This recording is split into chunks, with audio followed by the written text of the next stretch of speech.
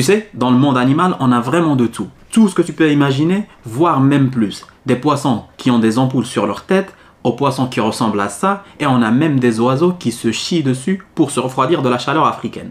Mais est-ce que tu savais qu'il y avait un animal dont la forme de sa tête est dictée par le rôle qu'il joue au sein de sa société?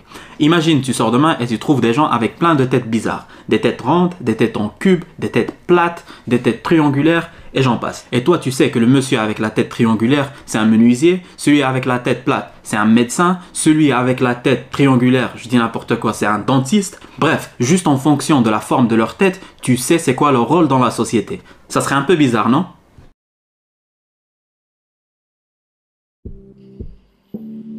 Les céphalotes sont parmi les insectes les plus bizarres.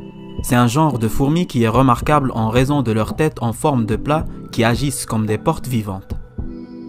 En d'autres termes, les grandes ouvrières de céphalotes peuvent utiliser leur tête et bloquer l'entrée de leur nid et empêcher ainsi les autres insectes d'y rentrer.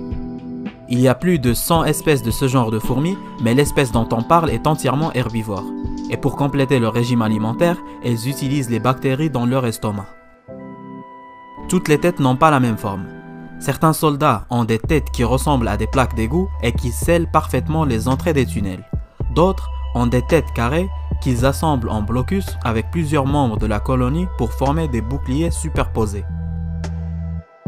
Cette variété de formes de tête n'est pas juste une autre bizarrerie insolite de la nature, elle révèle beaucoup de détails sur la façon dont les espèces évoluent pour remplir des niches écologiques.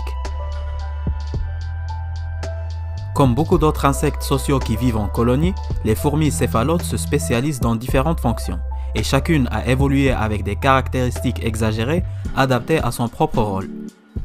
Et pour les soldats, ce processus d'évolution a donné naissance à de grosses têtes qui se présentent sous une variété de formes. Scott Powell, biologiste à l'université de George Washington, explique qu'il y a une énorme différence de 4 fois entre les plus petites et les plus grandes têtes de soldats de céphalotes. Et pour aider les gens à imaginer ça, il dit souvent que la plus petite espèce est capable de s'asseoir confortablement sur la tête de la plus grande espèce. La forme et la taille des têtes des céphalotes sont dictées par le type de tunnel occupé par l'espèce en question. Les fourmis ne creusent pas les tunnels elles-mêmes. Elles pénètrent et occupent ceux qui sont déjà creusés par les coléoptères xylophages. Et comme un tunnel d'occasion peut être trop grand ou trop petit, les fourmis se diversifient rapidement pour pouvoir l'occuper. Et dans cette catégorie de fourmis céphalotes, il y a la fourmi atta ou la fourmi champignoniste qui présente aussi d'énormes différences de taille ou de morphologie selon la catégorie sociale de la fourmi en question.